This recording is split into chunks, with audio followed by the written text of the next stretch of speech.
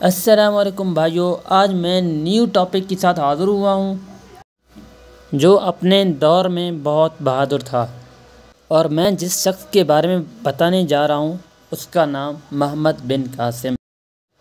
میں اس کے ابتدائی حالات کے بارے میں آپ کو آگاہ کرنا چاہتا ہوں۔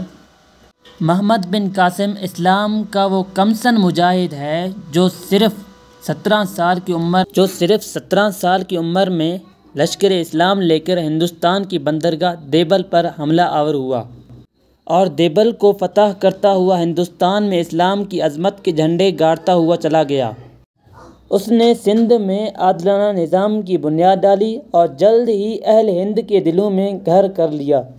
اسلام کا یہ عظیم مجاہد طائف میں 75 ہجری میں پیدا ہوئے۔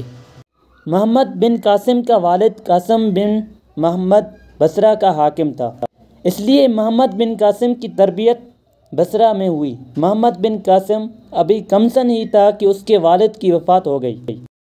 اس وقت محمد بن قاسم 5 سال کا تھا۔ اتنی کم عمری میں ہی اس کی شجاعت، دلیری اور عقل کے جوہر کھلنا شروع ہو گئے تھے۔ قاسم بن محمد کی وفات کے بعد اس کا خاندان اسے مزید زیور تعلیم سے آراستہ نہ کر سکا۔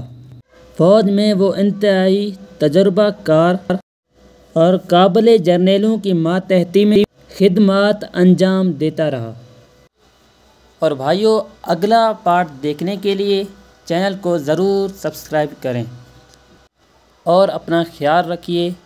اللہ حافظ۔ السلام علیکم ورحمۃ اللہ وبرکاتہ۔